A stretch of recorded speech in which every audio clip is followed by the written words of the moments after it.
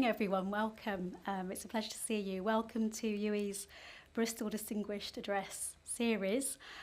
This evening's theme is navigating change, leadership, creativity, and the future of publishing. Just a few very light topics there for us to get into tonight.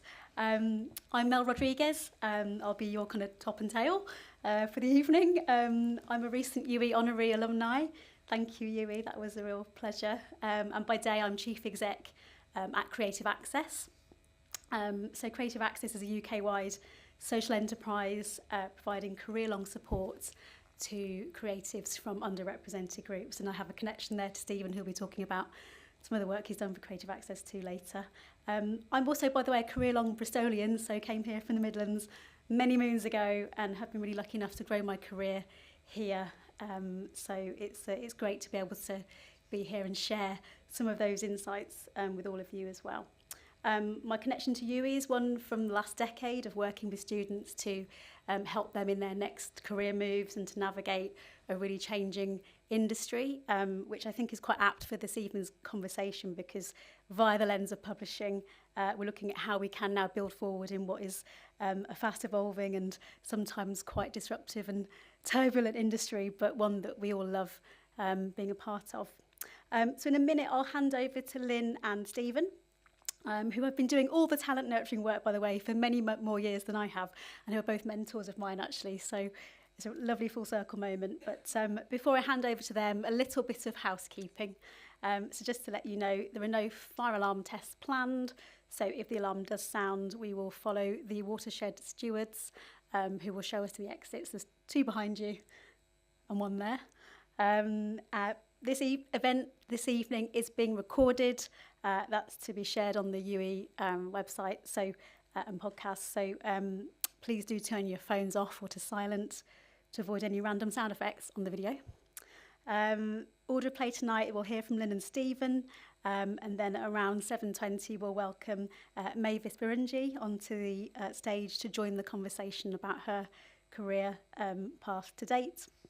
And then around 7:30 we'll open up the floor to any questions for our speakers, and then at 7:45 we'll all be popping into the bar and hopefully continuing the social and also connecting with some more UWE creative alumni to share some of their content and projects. Okay, so just a quick few words on our speakers tonight. So I'll start with Stephen Page, OBE. So Stephen is the non-executive chair at Faber and Faber, which is one of the world's leading independent publishing houses. And he was chief exec there from 2001 to 2021. He discovered his love of literature in his early 20s, and he worked at houses such as Transworld, Fourth Estate and HarperCollins before being appointed to Faber.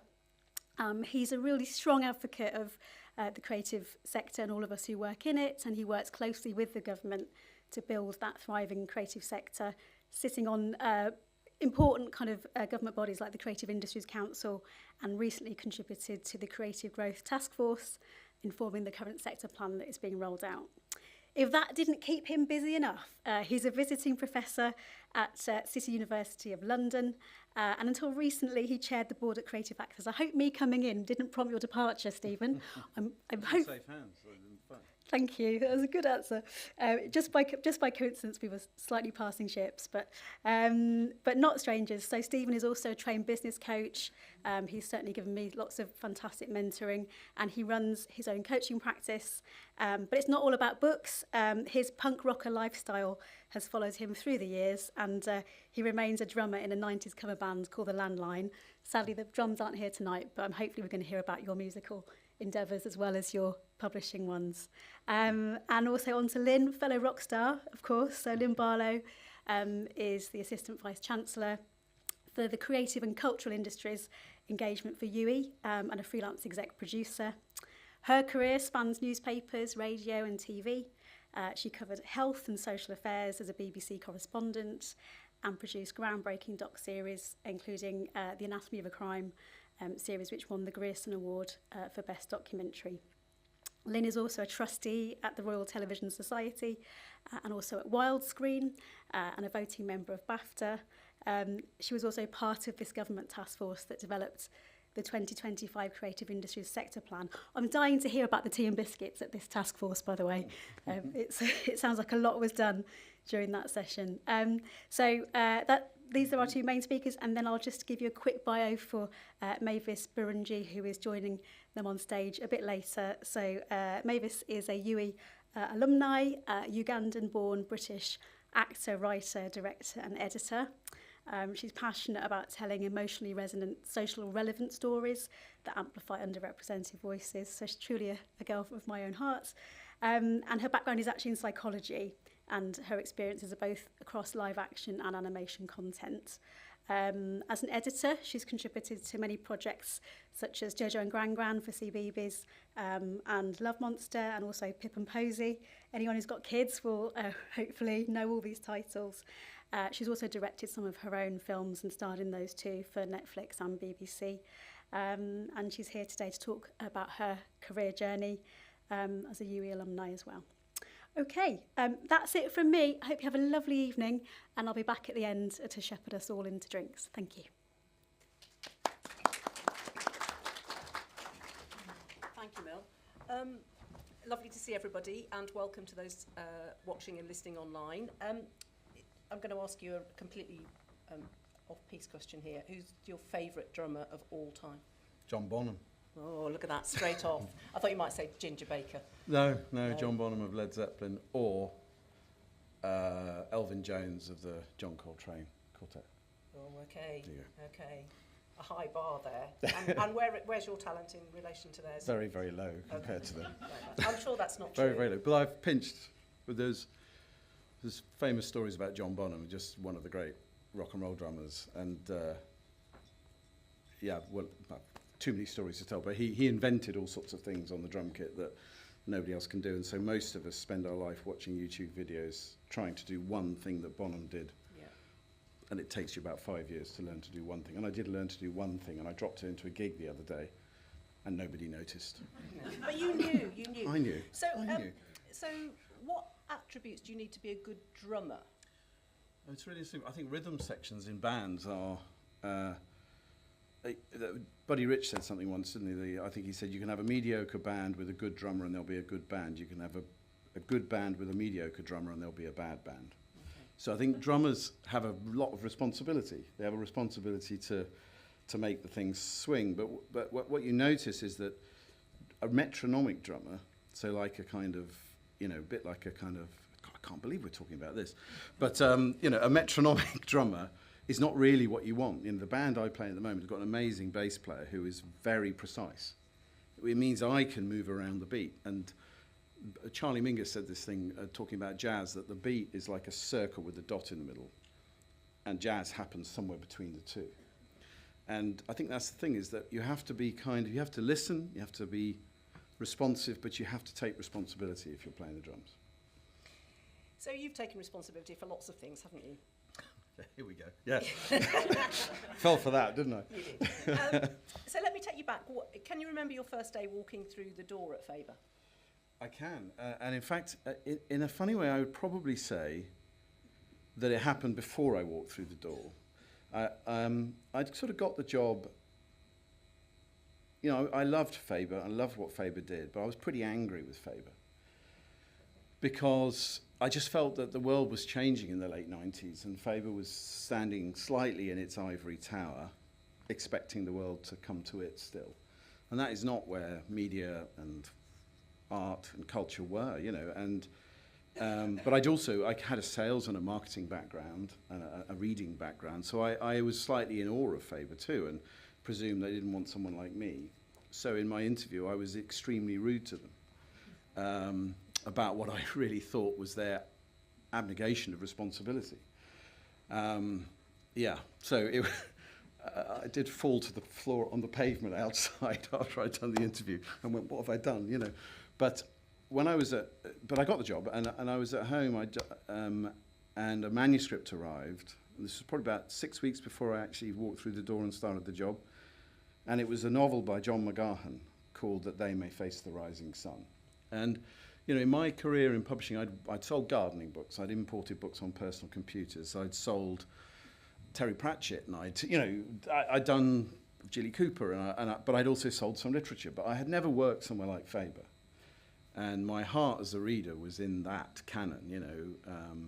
And I read a page of this book, and it is the most extraordinary novel. Please go away and read John McGahan's That They May Face the Rising Sun.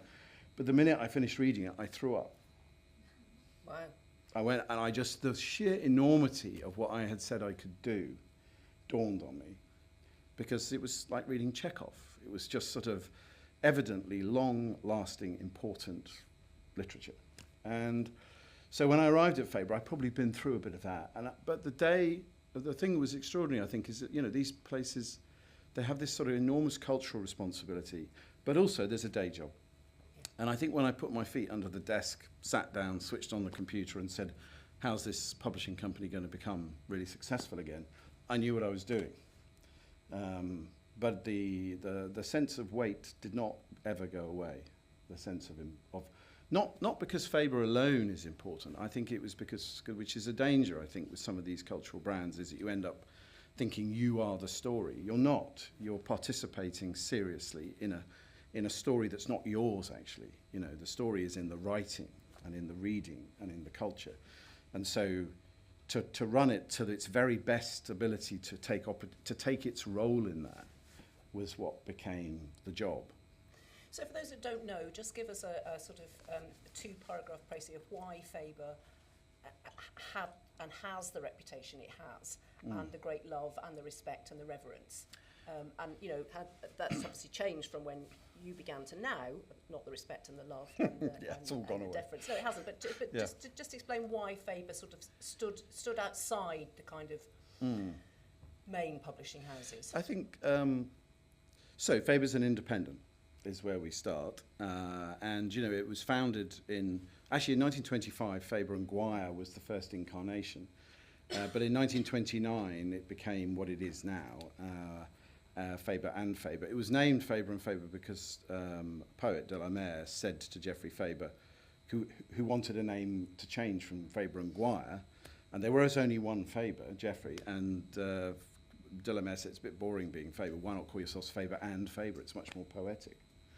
So there was only ever one Faber, but we're a piece of poetic fiction from the very beginning, and but I think it was that actually Faber in the 1930s particularly was at the heart of modernism, and so there is T.S. Eliot was the poetry editor at Faber from 1926 to 1965 when he died, and so the story of Faber, I think, was always that there was somehow a serious endeavour about surfacing particularly the best poetry. But then from 1956 onwards, we published, the first 4 plays we published were Look Back in Anger, The Maids by Jean Genet, Murder in the Cathedral by T.S. Eliot, and I think Waiting for Godot by Samuel Beckett. So when Faber moved into plays in a similar way to poetry, you know, it was a high stakes, high reputation, you know, a danger, if you like, of being a canonical publisher. What we chose was, and you know, and I think now that we look back on these periods of cultural history, we have some queasiness about that sort of power, rightly so to be queasy about it. But Faber has had many sort of incarnations, and so there was this sort of modernist incarnation, then there was, you know, an extraordinary period, I guess, in the 50s and early 60s when the drama and the poetry, you know, you've got Ted Hughes and Seamus Heaney and Sylvia Plath. You have those playwrights. But then when you get to sort of the 1980s, there was a kind of re-flourishing of Faber where the double F, which people will recognise where that was done by Pentagram, the covers became kind of all sort of out of a sort of European style tradition, and there was new editorial leadership, and that editorial leadership brought, you know, an amazing range of novelists, particularly, you know, from Kazuo Ishiguro to Barbara Kingsolver to Peter Carey to Hanif Qureshi, you know, extraordinary, and Milan Kundera even. And you look at that sort of rebirth as a kind of fiction house, and that was at a time in the 80s where there was a revolution in publishing, which was about bookshops, the first of maybe 6 revolutions in my working life. And I think at that stage, the sort of connecting up that sort of literary publishing with a much broader audience. The Booker Prize had a lot to do with that, sort of media interest, but the growing number of bookshops on our high streets in the late 1980s. My first job was in a bookshop in Croydon. That was my, when I realised I was a failed rock star. It was a dark night. But you're showing resilience and persistence because you're still playing, Stephen. Yeah, but that's the word fantastic. star has gone away. I play. But I think there was an extraordinary environment there, and Faber as an independent house with this very kind of sharp brand and identity remade by Matthew Evans and Robert McCrum and Joanna Mackle and that team who were at Faber at that time. They really kind of raised it as cool. It was a cool. Pete Townsend sat on the editorial committee. It was a very sort of extraordinary moment. And I think we've done something similar again, probably, over the last 10 or 15 years with the arrival of a different group of writers, spearheaded probably by Sally Rooney and by Anna Burns and by Claire Keegan. So there's something happening again, and in poetry. So Faber, but I think there's something about independence that is important. So how has it retained its independence? I mean, that's the big question, isn't it? How has it? Because Waterstones, and we've got so many big branded bookshops on the high street. Amazon will deliver you one. If I buy it now, it'll come through the door before we finish this conversation. Yeah. Books are so much more readily available than they were, in the 60s and the 70s. And we tend to think that scale is a good thing, and the bigger we get, the better we can be. But Faber has really retained that independence, which is admirable. But what's the trick to that? I think at the core of any taste, it has to be, or the expression of kind of the choices you make, what you invest in, and as a publishing house, the choices you make of the writers you back, and your willingness and your capacity to stay with them in the long term has to be the central issue. You can have so much sales and marketing as much as you like. You can navigate the market, you can be clever and commercial. But really it doesn't matter if you haven't got the material to work with. So Faber remained editorially centred, through all the periods of, in the end, so Faber's acquiring process, certainly now and when I was in charge and before, was always, if the editors want to take a book on, the question is not shall we, the question is how shall we. So, I worked at big publishing houses where, as a sales and marketing leader, you just sat there with a shotgun on your veranda waiting to say, well, we'll have that one and we'll have that, And it's not how to, it's foolish actually, because in the end, the market will tell you what people wanted yesterday. It will always be hungry to repeat, but people don't repeat. There's a fantastic quote in Mad Men somewhere along the line. I'm not sure I didn't dream it actually, because I can't find it in Mad Men. But Don Draper says to his team at one stage, "You do know what everybody wants, don't you?" And his team look a bit scared, and then he just says, "They want normal, but with a twist." And we, ladies and gentlemen, are the twist, is what he says, which is cynical. But actually, when I think about what writers do, that's the joy of writing, is that you find voice and you find just originality, and that's what you're looking for. You can't make that, and you can't sort of manufacture it. So you have to be alert as an organisation. You have to believe in and trust your editors, and your editors are not always the most functioning, organised. They're very various. But they have a sort of ability to have that sense of what is new and what's original, without it being so sort of away from people's sensibilities that it's not going to communicate. And so I think our success has won that. But I think secondly, we very much decided that publishing as a model for the independence had to be innovated. We had to innovate. And the innovation at Faber is to say, our job was to make sure that Faber was never lost its independent status. You know, I think Faber's the only pre-war, sort of interwar publishing house that has not gone into become an imprint of a larger company. And imprints are terrific. You know, I worked for Fourth Estate when it was bought by HarperCollins. It's now a very strong imprint at HarperCollins. But imprints are different to companies. In a company, your entire existence is about what you publish as that one imprint, that one imprimatur, that one company. And I think it creates something entrepreneurial, and it creates something kind of like a buccaneering boat. You're a crew on one boat. And I think when we innovated, we decided that actually the problem, one of the commercial problems with literature is that you can't say, let's have a crime novel every year like that. You know, let's have a brand, let's create brands that repeat. You don't do that. Writers deliver when they do. You don't write to Tolstoy saying, can you hurry up with Anna Karenina, you know. So we had to create a model that was a bit cash friendlier, because the outcome of the fact that in publishing you invest in the writer with the advance or a portion of it, and you don't get that back till you have received the manuscript, you've put it into a book, you've put it in the market, you've lent the books to the book trade, whether they sell them or not. You know, the cash arc is extremely painful in publishing. And you do that on a kind of portfolio of speculation. And so I think we felt we had to do things to change the business a bit, to be more resilient to ups and downs in sort of literary good fortune. And the fortune is when people deliver books. And so we created a creative writing school. We created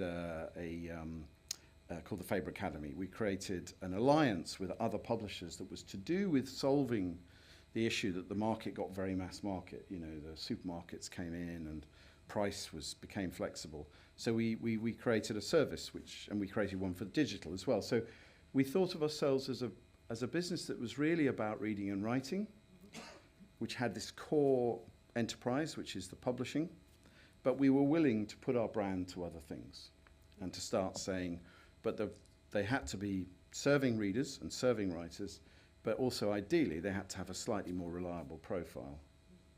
Because it strikes me that books and publishing has been kind of at the forefront of innovation and technological change, you know, because it had to really.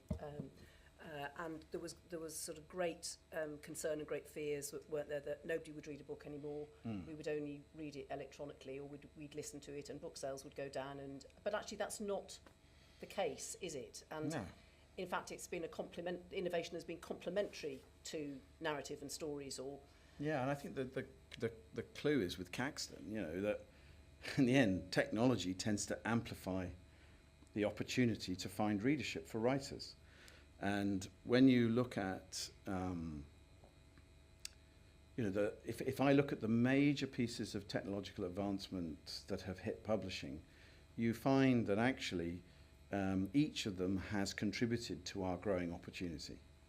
They usually come accompanied by enormous amounts of kind of doomsaying and panic. And so, for instance, you know, ebooks were... I first held an ebook reader in 1992.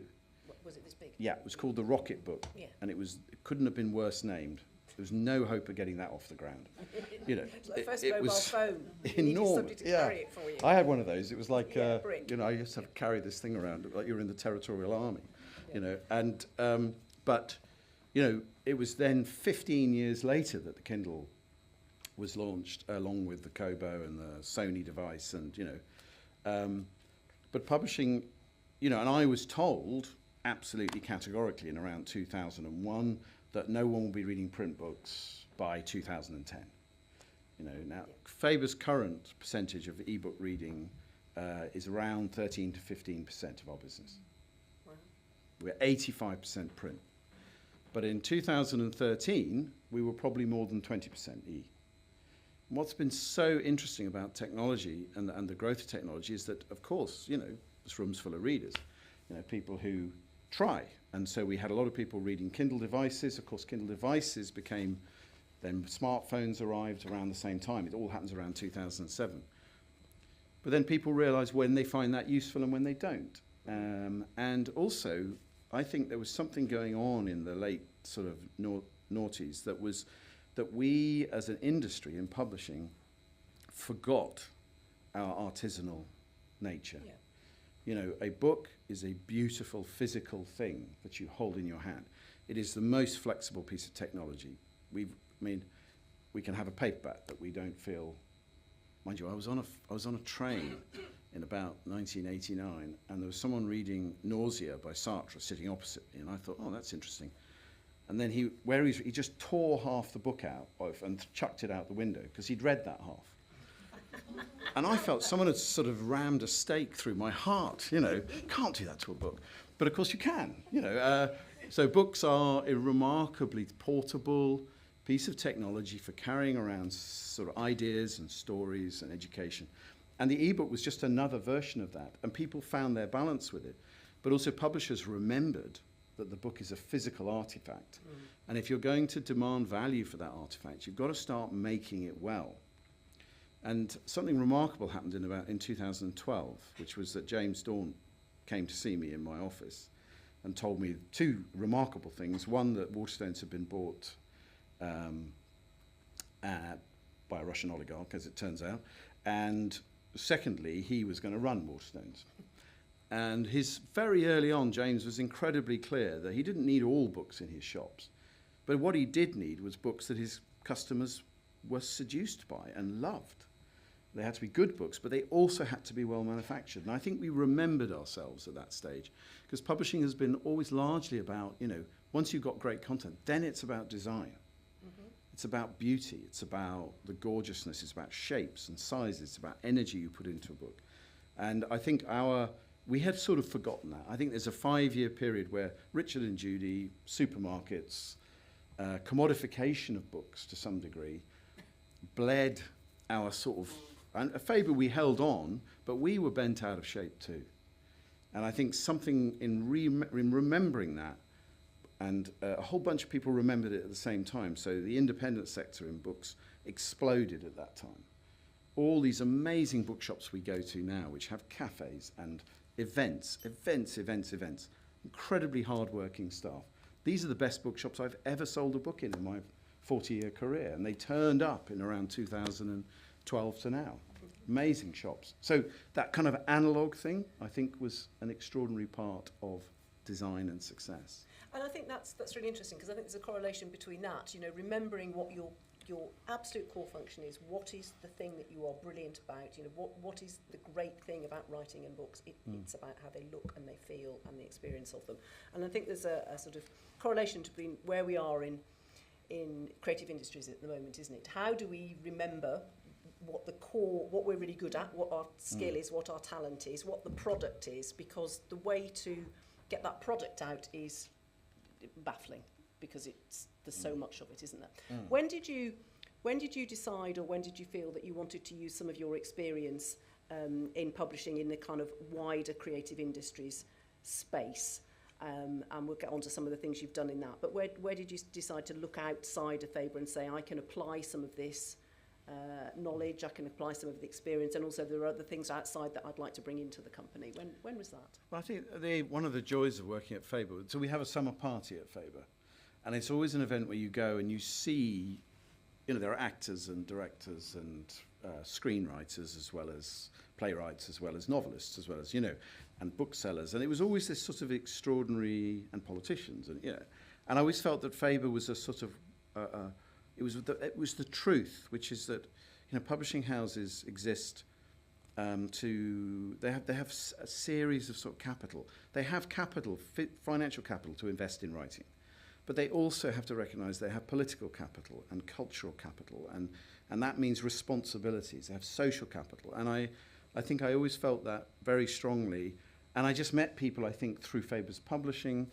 But then I was president of the Publishers Association in 2007-8, and we had yet another challenge to copyright. It was the Gowers Review of Copyright, and we once again had to explain to politicians, which has happened many times, that copyright is not an antiquated thing. It's not. It's an adapting, changing thing. But it is the way that people who create get paid. And, you know, if you want people to create, you better have a strong intellectual property. And I think it was that moment when I ended up having to really lobby, sit in front of government and explain this. People can, you know, and that thing of saying, if I came into your house and took your sofa, how would you feel? And they say, you can't do that. And they go, I know. So how would you feel? How would a writer feel if you came into his work and stole his work? How would you feel? And just trying to get them to understand that property is property, and intellectual property is a hard concept for people. They find it hard. But so there was that, and then I ended up sitting on something called Creative Skill Set at the time, which was a sector skills council. And publishing had not really had any conversation around, other than as educational publishers, around the education and skills system that delivered, opportunity to the widest representation in our society. So I got involved in that, and that led me to much more kind of regular interaction with government, which led me to sit on the Creative Industries Council and the task force where we met. Yeah, so that's very interesting, because you're talking about copyright as being a kind of light bulb moment for you to think about the challenges and bring your expertise into a political arena. And of course, it's pretty much the same now, but we're talking about IP and AI and how we create IP and how we protect our IP. And when we were both on the task force, there was a lot of conversation about how do you do that? How do you feel about that now? I'm not going to ask you to tell me what you think about AI writing a book, because we're not going to go there. But what about the stealing of people's work? Because that's the thing that all creatives, and I'm sure creatives in the audience and those listening online, it makes your blood pressure, because you go, that's mine, that's my work, that's me. Well, and I think back to sort of 2005 when we had the kind of Google copying every book in the Library of Alexandria. Anyway, but that we're at another of those junctures where, because it's not hard, you simply have to explain what you have used to train your. You have to ask permission, and you have to pay. It's really not hard, and yet the licensing models, which is all it takes, which is sitting all around us, every other piece of where we transfer a piece of intellectual property from one place to another, you license it to somebody on the basis of terms that you agree. And why that would not apply right now is another moment where it's inconvenient. It's inconvenient to acknowledge that the extraordinary value that will be created around artificial intelligences and around LLMs and is being built on the work of others, and you just can't let that pass. So, and unfortunately, of course, it's a gold rush. But there's a double gold rush going on, because, we're not alone in this country of seeing the enormous opportunity of the creative sector and the creative and cultural sectors. But it's alongside a gold rush towards being a hot place for artificial intelligence. And unfortunately, every case that comes up, you just say governments have to get much clearer about and have to legislate on the need for transparency. We just need to know what you've used. We need to know that you asked permission, and we need you to pay. Yeah. And we've all got to keep on lobbying about that and explaining it with clarity, and the importance of why it's hugely influential to the careers of not only people that are practicing and making work now, but those in the future, I guess. And if we don't get that clarity, all it will be is a series of long legal contests, which is going to cost the sectors involved enormous amounts of money, which could be put into investing into creation. And it's exasperating, but it's also just necessary to stay, when we deal with government, we just have to stay calm, stay patient, stay reasonable, but not step back from the things that really matter. And this really matters. It does really matter. But there is also some fantastically good news around the whole of the creative industries, isn't there? Because it's not long ago that people wouldn't have even known what creative industries were. You might have worked in film or television, you might have been an actor or a painter or a publisher, but actually there wasn't a sector, an industrial sector, that we could say, we all belong to that industrial sector. Isn't that great? And here we are with a government that has put creative industries front and centre in its industrial strategy. We in the West of England are very fortunate to be a creative industries priority place. Thank you very much, DCMS, for that, because it gives us an opportunity to really consolidate. That's got to be a great thing, isn't it? Because we know that creativity will drive the next 100 years, 150 years, however long, I don't know. I'll be not here by then. But it's central to everything. It will be central to jobs, to skills, to the way that we lead our lives. It's very exciting. It is, and you know, I do those. I do some speakers for schools events, and you go in, and it's still true that you go into schools with careers departments, and you know, and the understanding of our sector is still, you know, very, very poor. And I did a talk the other day to a school in Leicester, and they said to me, "We're going to ask the business students to come in. Is that all right?" I was like, "Well, yeah, because." You know, we're an industry, you know, and as I started to talk, I was just doing that thing of saying, who can guess what's in the creative sector? And there was, you know, immediately they think of artists and actors and writers. But when you start to say, who plays games? And every hand in the room goes, well, they're part of our sector.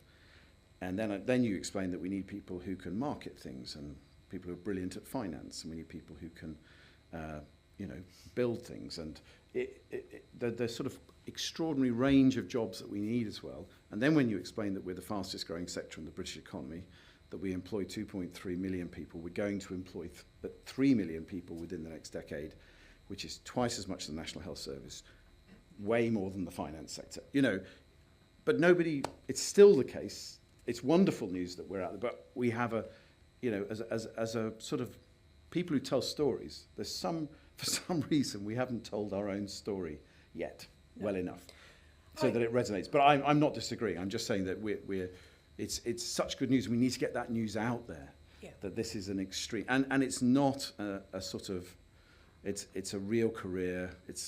Some of it's difficult because of our, you know, we're a third freelance as a sector, and we have our ups and downs, but it's very, very exciting that government has recognised it. I think one of the things that we were talking about a little bit earlier, some of the machinery of government's a bit slower.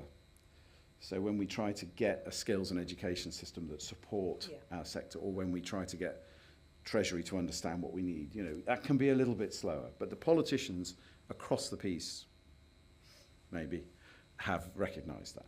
Yeah, and I mean the thing about it is we all know, and we may have stayed in our creative industries lane in our careers, or we may have, you know, gone into different things, but we all know that those are completely transferable skills. You can work in any industrial sector if you have some creative skills, whether you're a writer or a filmmaker or a coder, because I mean, what company does not need a filmmaker? No. You know, you couldn't have said that 10 years ago, because communication wasn't visual. Communication is visual now, so every single company needs a filmmaker. I guess it's about shifting, isn't it, the perspective to say, I mean, my tribe is telly, obviously, and you know, that's going through enormous changes, and audiences don't switch on as I switched on, and all that kind of thing. But actually, the skills of telling stories with pictures, you can work anywhere now. You couldn't have done that when I started. They'd have gone, "What? No, that's telly. Go away. Why would the health service need somebody that can do those things?" So you know, it's like writing, isn't it? Everybody needs much more and much crisper and shorter and powerful writing. They do, and I think Lawrence Lessig said something interesting about 20 years ago. He said that video is the new vernacular. Yeah. You know, and our vernacular as a society is now moving pictures, and but I also think creativity goes beyond that, beyond those sort of skills that. And perhaps we haven't got this in the independent report on the national curriculum yet, but it's getting recognised, is that really what we want everyone to have is the ability to think critically, think originally, and to understand that creativity is not, you know, it's not some of those practices. It is about the ability to solve problems through being able to think originally. And creativity, I think, has this, you know, we're gradually getting, but there are societies, you know, Scandinavian societies, South Korea, places like that, where they're really recognising that you need a creative education. You don't just need an education in art subjects or in practice, you know, in writing, or you need actually to have an education whose outcome is that you're able to think for yourself critically and originally. And some of that comes from studying creative subjects, but some of it simply comes from the environment of education, and we're a long way from that. Yeah. We're a long way from that yet. But I think you're quite right that there's, the skills that used to be thought of as a part of the creative sector are pan economy. Yeah, and we are at the beginning of this journey, aren't we? Because I mean, if you listen to the big AI tech bros, if you listen to, we were talking about this Sam Altman at ChatGPT, he's got a 4 or 5 year old, and I was reading a piece, and he was asked to sort of paint a picture of the world that his son would grow up in, and he said it's going to be fantastic because he's going to be able to do everything he wants. He's not going to have to work. Now, okay, if your dad is Sam Altman, you probably don't have to work, but that doesn't follow for the rest of us. But what he was trying to say is that the opportunities to create will be much greater and much broader than they are now, because AI is going to take over the task, and it is taking over the kind of daily grind task. So we don't need those people. When I was at school, when maybe you were at school, be an accountant, be a lawyer. That's go and do that. Don't think about going crazy. Don't be a thespian. That's no life.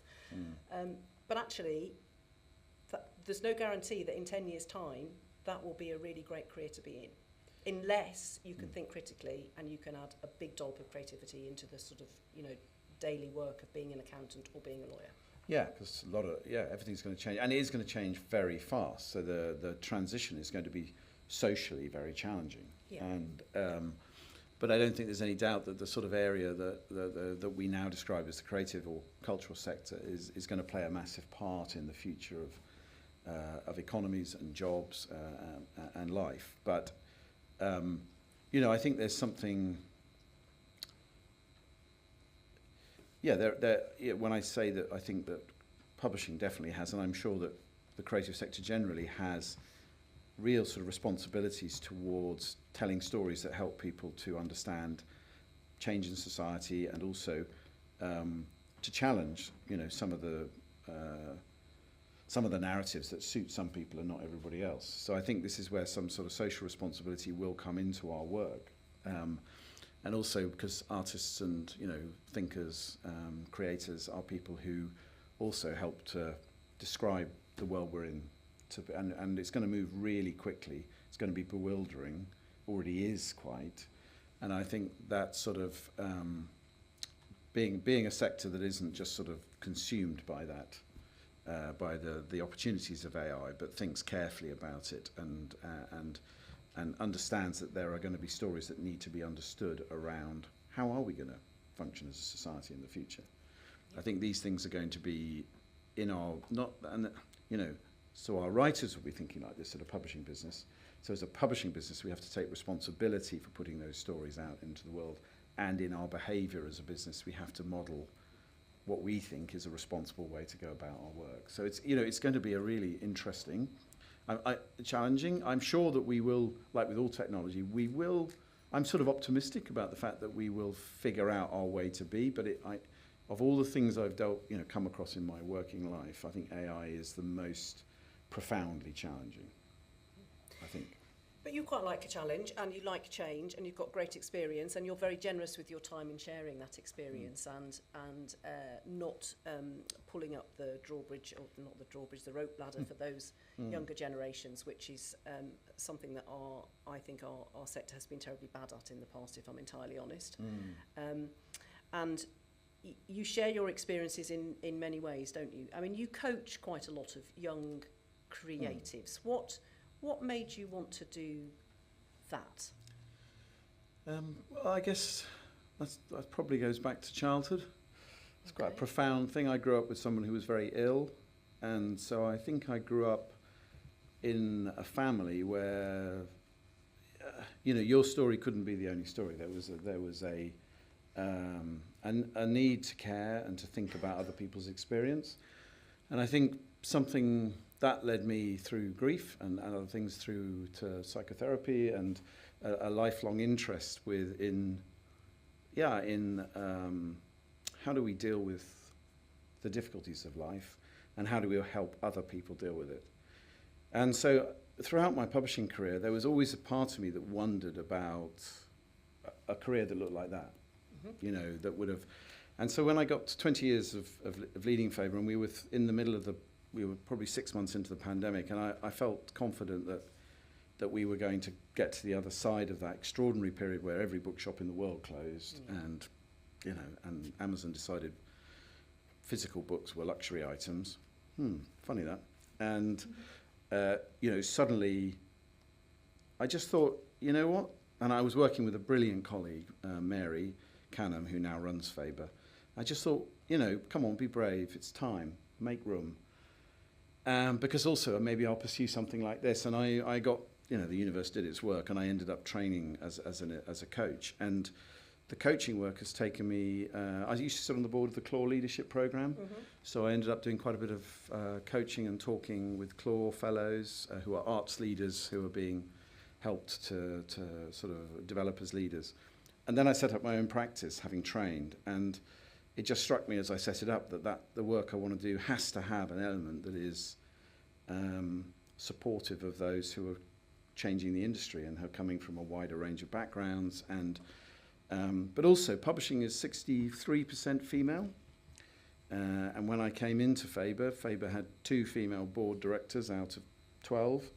One was T.S. Eliot's widow, and the other had been there quite a long time. But now Faber has a 75% female board and has a female chief executive. And I don't say that I did that very deliberately, but I did feel at the time that gender was a real issue in the leadership of publishing, not in the staffing or the readership, but in the leadership of the publisher. And so I also decided that I wanted to try and, I had a lot of experience of managing and helping and supporting female leaders. So I also decided that was an important thing to try and do in other parts of the sector. So I do quite a lot of, I do have a majority of female clients. Is there a sort of common concern that they share with you? Again, one doesn't want to generalise too much about gender because it gets you into... I wasn't talking about gender, but I was just talking about young aspiring leaders.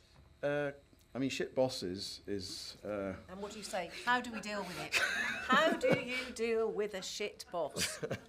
You give them strategies for undermining their shit. No, you don't.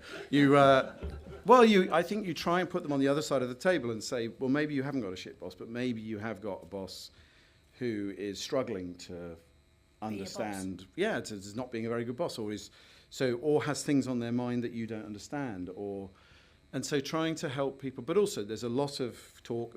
Everyone's armed with language these days, so there's a lot of imposter syndrome. There's a lot of I'm this, I'm that. And I try to undo that. I lack confidence. I always try and say, well, let's get specific. When do you lack confidence? Because you don't lack confidence, but there are occasions when you lose your confidence. So let's try and figure out what those are and why that happens, and let's give you some tools to overcome it. So I try to be really practical, not fall into, I think, the idea that there are sort of generalized problems. Because actually I only meet breathtakingly talented young people. I'm incredibly optimistic about Gen Z, millennials, everyone coming in, going to change things, they're going to challenge things, and they have very different outlook. Those generations have a very different outlook on some things. And I've always felt that, in the coaching part of it, it's just challenging those in a way that helps to understand how you're going to get your impact. Because you don't get your impact if you just stand up and say, well, this is what I think. The world's over there, it's a problem. I say, no, that world is your problem. Yeah, and the young generation does expect different things from a workplace and from employment than you and I did, and the things that we accepted, and we could sit here all night and go, and then this happened. But actually it's about making sure that those things aren't replicated, and thank goodness that a lot of very, very poor behaviour is being changed. But actually it strikes me there's a kind of challenge now for new leaders that Gen Z, and we've got another one, haven't we? Aren't we on another one now? Alpha, I think, aren't we? Back to Alpha. At the beginning of the alphabet, anyway. So who was the original Alpha? Was it the Pre-Raphaelites or something? I don't know. It must have been. I'd love to know who the original Alpha was. Somebody just do that calculation for us and go back that far. Thank you. But they demand very different things, don't they? Yes, and that is a real challenge. Yes, it's a good challenge. Yeah, and I think let's try and characterise it as, the most. When I did a talk about leadership the other day, and I find these things a bit excruciating because leadership with a sort of capital L is full of problematic sort of ideas. But leadership is just a series of responsibilities you carry in a particular role. It's not with a capital L, it's with a single L. You have to lead sometimes. But someone asked me, should I bring my whole self to work as a leader? And my answer was, well, I wouldn't even bring my whole self to myself. Why would you why would you do that? And I think there's something here about the main attribute of leadership for me right now is listening. If you can hear and if you can listen, then you can understand. And if you can understand, you can make things change. And I think, but the listening works both ways. So I think if we have sort of cultures that are about listening and being heard, and that leadership is heard and listened to in the same way that but leadership doesn't earn that right unless it listens. And so I think probably one of I feel like this is changing, and I feel those sort of very kind of there was a lot of collision, perhaps between 2015 and 20, something like that. And I feel like there's better listening, but it's not universal. We have a long way to go. And because of course I think those younger generations are just simply they're politicized in a very different way, and I think their politics is the politics of now, and those of us who don't hear that politics are likely to get things wrong. So I think it is a lot about a culture of listening, but also a culture of respect and a culture that understands intention. I'm not a Christian, but I do believe deeply in forgiveness and being able to allow people to say, I got something wrong, because those are the cultures where people learn and they thrive. And so I think, but equally, if I could join publishing at the age of 21 right now, I would be really excited to do so. It would be hard to get in, because it's always hard, but I just feel like the wave of talent and just energy and belief is so exciting coming from these generations who are much like, I'm a post-war child. I was born in 1965. My parents were born before the Second World War. I was born 20 years after that conflict finished. The world was in a very... my first awakening and discovery as a citizen, as a human being, was the Beatles. I was age 5. I watched the Beatles split up on telly, and somehow it made me profoundly sad, aged 5. And then I listened to the Beatles that whole what happened to my parents' generation happened in the 60s, and that revolution, I think, was something that sort of it's probably my revolution, but there's another revolution going on, and it's not mine, but I've got to support it and be part of it, if you like. And the other thing, just you were talking about if you were joining Faber or a publishing house today, you'd be very, very excited. It'd be difficult to get in. Of course, that's been another theme of your work, hasn't it? About wider participation, inclusivity, access, finding the talent where it is, and nurturing it to do its best work. What is it about that's been so important to you to give your time and energy? You were chair of Creative Access, as Mel mentioned, for a long time, an organisation absolutely dedicated to doing that, to finding opportunity for all and giving opportunity. It sounds a bit stupid, really, but it's just the right thing to do. I think when I look at the sort of absolutely appalling politics going on in North America right now, it really makes me angry. I think in the end, we're both kids from the Midlands, as is Mel. We're a secret Midlands triangle here. And yes, I was in a very middle class household, and I'm a white male, so I had all sorts of advantage. But even so, I arrived in publishing and was not on the in track, and that's extraordinary. That feels to me mad. And so I just think it's the right thing to do. I also think, and I buy and I believe in those sorts of stories about the fact that we can only be successful as a sector if we imagine what will happen if we stop standing on a very narrow piece of ground. Imagine what happens if we actually stand on the ground that is our society or the world. And but that's okay as an argument. But actually, deep down, I just think it's the right thing to do. I just believe it's just unfair otherwise, and I believe in fairness. It's not an easy thing to do, and I'm going to ask our lovely friend Mevis to come up and talk to us, because I first met Mevis. Has got a really interesting story, and I'm not going to tell her story. I'm going to ask her to tell her story. But I first met Mevis. We did, in fact, it was a joint bid for government money between the Watershed, where we are sitting now, and the University of the West of England, to create a thing called Creative Workforce for the Future, to think about how the creative industries and the cultural sector actually was quite closed and could be perceived as quite elitist and very difficult to get in. So how did we design a programme which attracted young people, not young people, just people really who had a desire and a passion and a talent for creativity and creative industries to be able to get that opportunity? And I am so pleased to say in there is Mevis. So Mevis, you are now a fully fledged creative editor working on big network shows, but not long ago you were doing something completely different. Yes, I was. So I originally studied psychology at UWE, and I worked in the mental health sector for many years. And in, I'd say 2019, I got the itch and I was like, I can't do this anymore. And it was actually at the point where I was deciding to whether I should do a doctorate. And at that point, I got asked the big question of where do you see yourself in 5 years in this sector? And I was like, not here.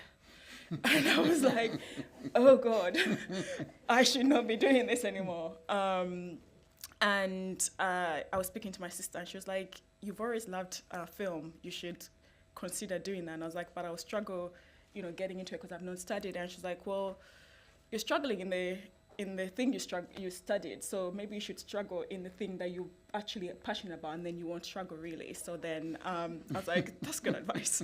And I was looking around for different programs that are available, and I was lucky enough to land on the Creative Workforce for the Future, which was a pilot program at the time, and they were taking on different people, I think between the age of 18 to 35, I believe. Yeah. And during that time, it would be a year-long program where you'd be placed in different creative job industries and companies for different spans of a time. And we had like 3 months at one, 3 months at another, and then 6 months at your core company. And with that, I was able to learn different skills. So one of them, I was placed with Novelist Media Center, which was my core company, where I was working as a junior digital producer, and that encompassed me working from getting a client come in and they get a bid and they get to pitch what they want to kind of advertise.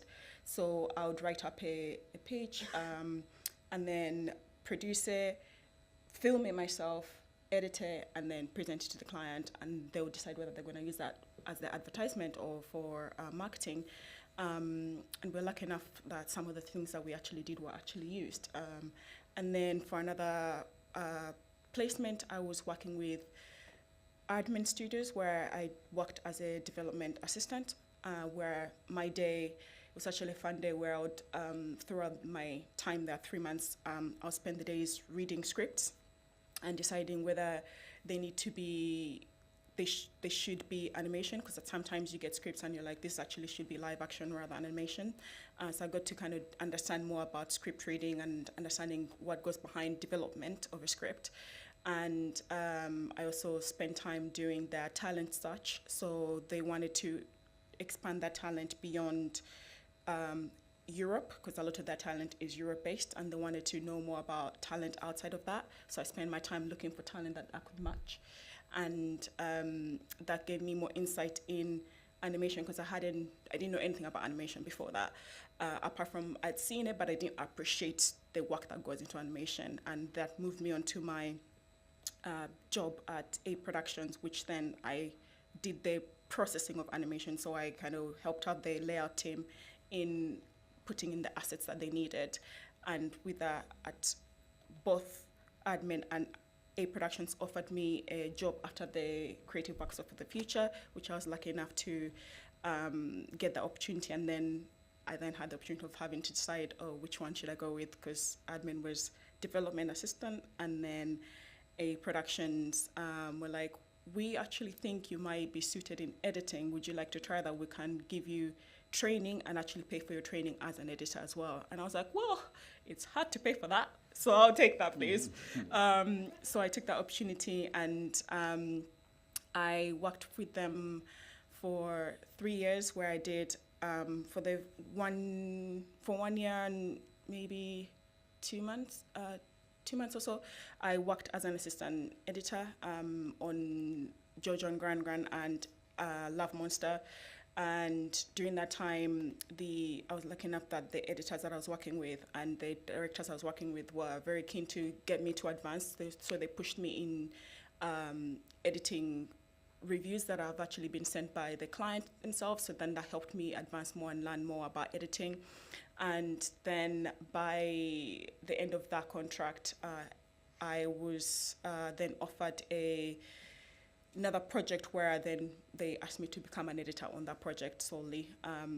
So that really helped me learn more and also be able to run my own project as an editor as well. And that was a fulfilling moment of my life where I was it was being thrown in a deep end, but in a great way, because I was challenged in a different manner that I would have as an assistant. And most recently, I worked for another company, which I actually met through A Productions, where I had gone to the company as an editor and 6 months into that contract, they asked me to become a senior editor instead, and then lead a team of 4. And that was, it has its challenge, because a lot of the times I would be the person who go to the other editors and be like, oh, how do I do this? And then suddenly everyone was coming to me, and I was like, oh, I'm the wow, okay, responsibilities.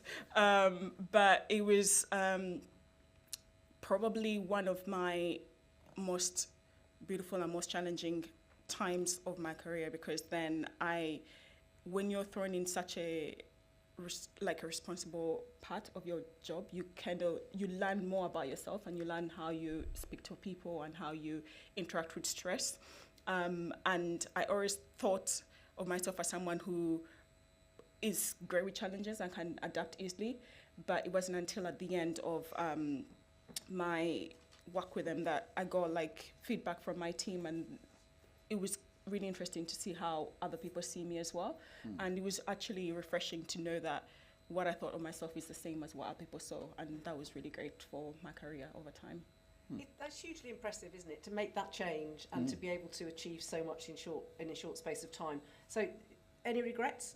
Do you still no regrets? Okay, definitely not. And I'd love to be able to take some questions for the floor for both you and Stephen, and we're running short of time. But just tell me, what would you say to people who are just at the position you were before you said, I don't want to work in the health service anymore. I want to do something very creative, and just can't quite decide whether to do it or not. What would you say to them? I would say, honestly, go for it. Because sometimes we are always at a stage where we're like, I want to be in the creative industry, or I want to do this, but I'm not sure exactly what to do. And this is where different programs come in, and they actually assist you with that, because I wasn't sure what I wanted to do in the creative industry. I knew I loved film and acting and the potential of writing, but I wasn't sure exactly what avenue I could actually step in, especially I didn't study it.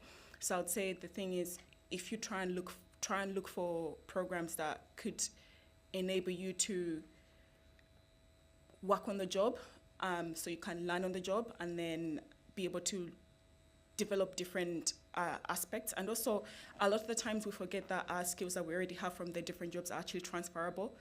It's just that it's not clear-cut that you can use this in that. It's a lot of the skills are very transferable. So you will probably already have most of the stuff. It's just that not exactly say that in the creative industry.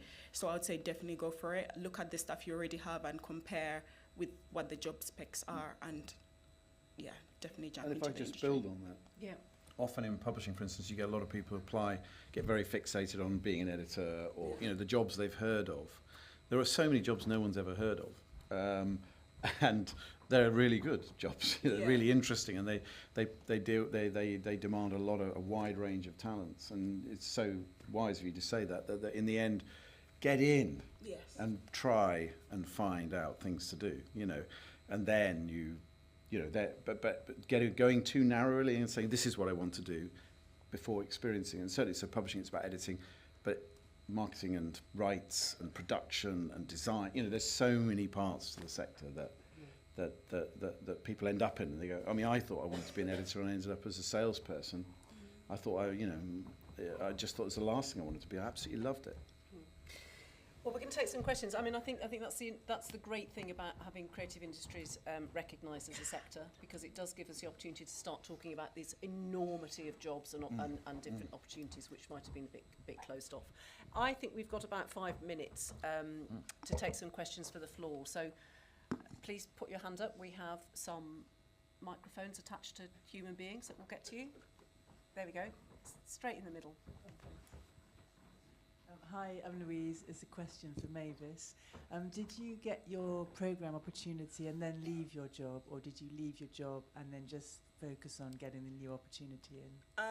I got the programme opportunity first, and then I left my job. But at that point, I was already leaving my job. I was at the end of it, and the programme opportunity came along, and I was like, "Oh, swift move." So that actually helped a lot more, that I didn't have to panic in oh, what am I doing now? It's just, the transition was very similar at the right time, yeah. Hi. Another question over there. Hi, probably for Stephen here. I was wondering, but maybe for Mavis, I don't know, Substack, that's a new front, or I don't know how long it's been going, but do you think it helps, brings anything to publishing or to film? I think there are some video stuff on that out. Yeah. Yeah. How does it feature with you? I mean, if I go, it's interesting. It's a lot of sort of publishing academics talk a lot about Substack. As an industry, I can tell you that it has not once come up in a conversation about something to acquire, to publish, except within the sort of activity of some writers. It's an enormous community and an amazing place, but in its kind of, it's not, if you like, it's not brought our audience somewhere else, and it's not particularly fueled our publishing. So it's a weird sort of, it's sort of like living next door to somewhere and looking over the garden fence and going, God, they're having a good time. And they look over your fence and go, you're all a bit orderly. But it seems to coexist. But in a way that I can't help feeling that sort of, I mean, I guess the digital world is full of such sort of carnivals of creation, isn't it? Fan fiction and all sorts of things like this. But it's funny how our industry, when that kind of funnel closes a bit, the sort of through agents, through people getting published, it's kind of the same. And Substack has not subverted that in any way. But equally, I don't think we talk about it enough. It's probably true. We don't quite talk about it enough as a place to find things. It's an amazing place. I think it gives people a lot of opportunity to talk, to tell their stories. Absolutely. Absolutely. That kind of has been done in television, hasn't it? Yeah. I just think it's... I agree, and I think the thing that Substack and there's other platforms, video and film and music, where you and YouTube does it to a certain extent. How do you make money out of your talent? And of course, Substack allows you to make money out of writing without the parameters of a company or a newspaper or a magazine. It's your thoughts. So they're really interesting models, I think, because it was always a dilemma. When I started as a newspaper journalist, if you wanted to be a journalist, you had to work for a newspaper, or you had to work for radio or television, because you couldn't earn any money doing it in any other way, whereas now you can self-publish and be paid a little bit.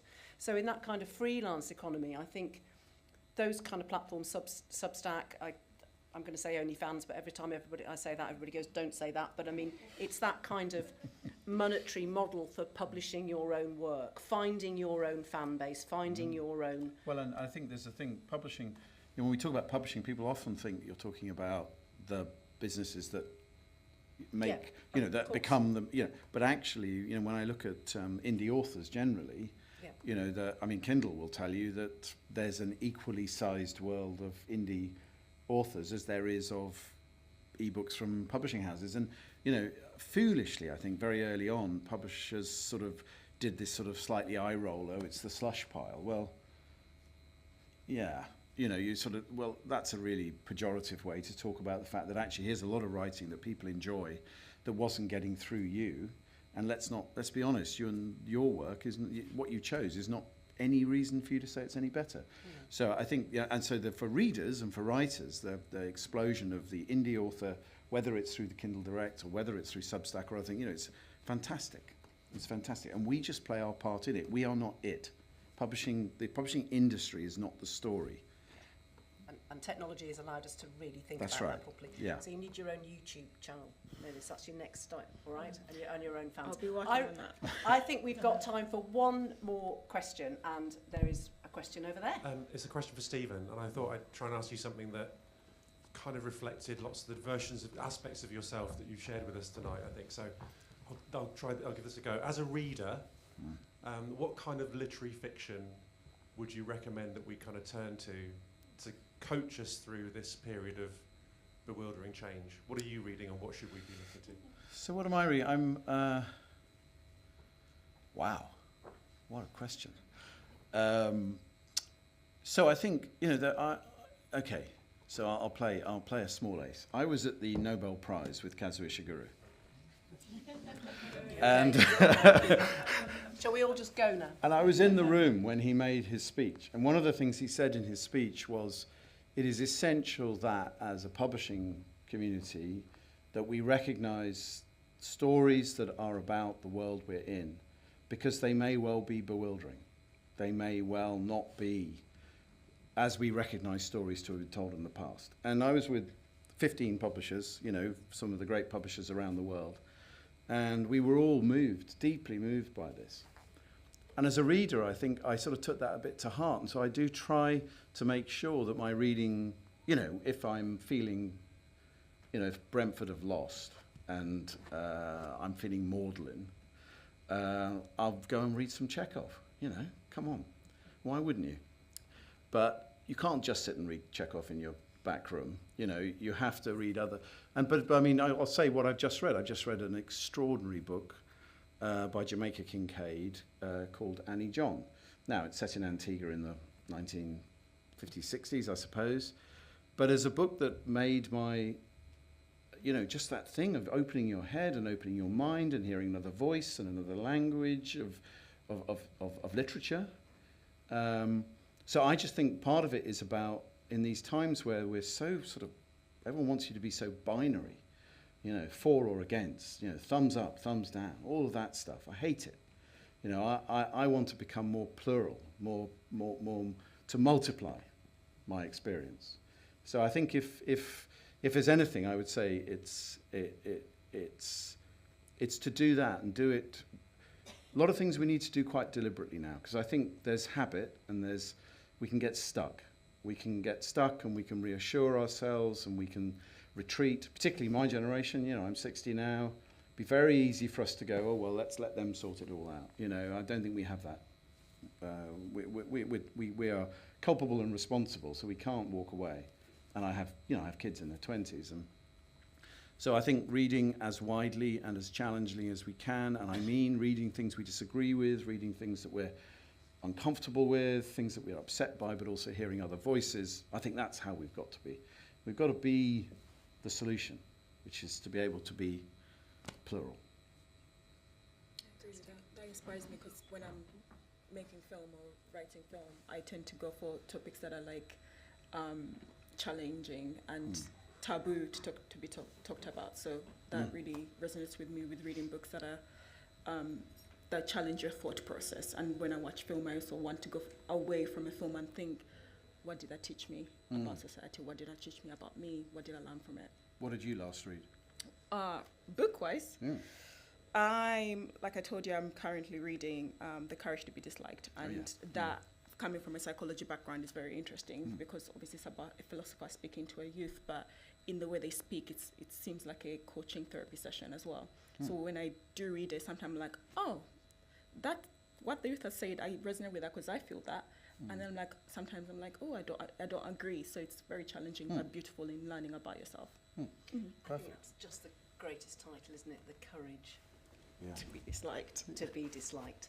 Yeah. And on that note, sadly we have come to the end of our time, and I'm just going to ask Mel to come back up to the podium. We should all have the courage to be disliked. Shouldn't we?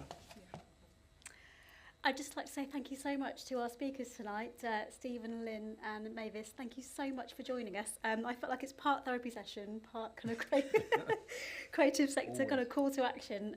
Thank you very much. Can I ask for a round of applause for our speakers?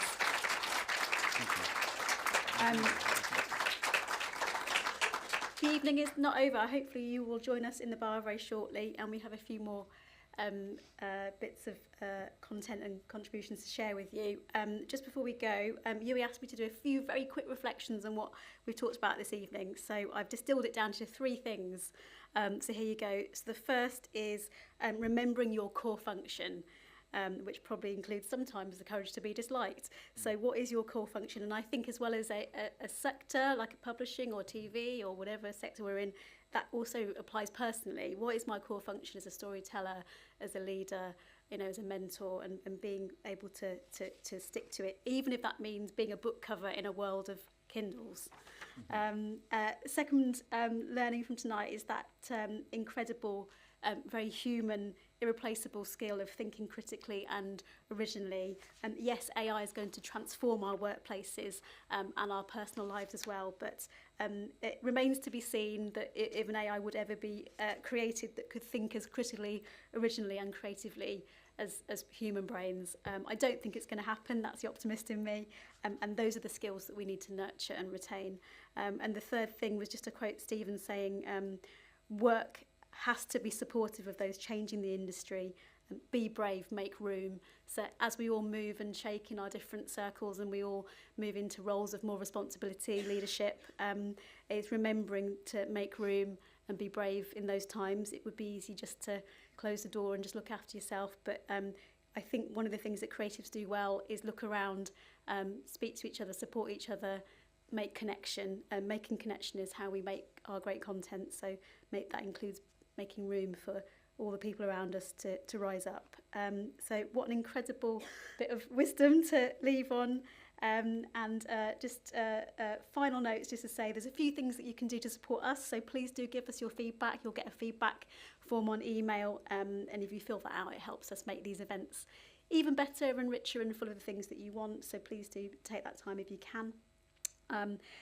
We're going to be moving into Waterside 3 now for some refreshments, and there's some fantastic books for you to look at in there as well. So in Waterside 3 we have contributions from Zinezilla, which is an alumni arts festival that brings together a market hall of independent creatives, interactive talks and workshops, so they'll be showcasing some of their fantastic work. Also joining us in Waterside 3 is Camille Aubrey, a freelance illustrator based in Bristol with over 10 years of experience, and their practice centres on social and climate justice and accessibility, using their illustrations to amplify marginal voices. So please do have a look at Camille's work, and also various zines and books from the students from the UB Bauer Ashton Publishing Lab. So there's lots of stuff to feast your eyes on, physical book covers for you to enjoy, and some drinks as well. So thank you so much for joining us. It's been an absolute pleasure to host you, and hopefully to see you in Waterside 3 very shortly. Thanks. Good night.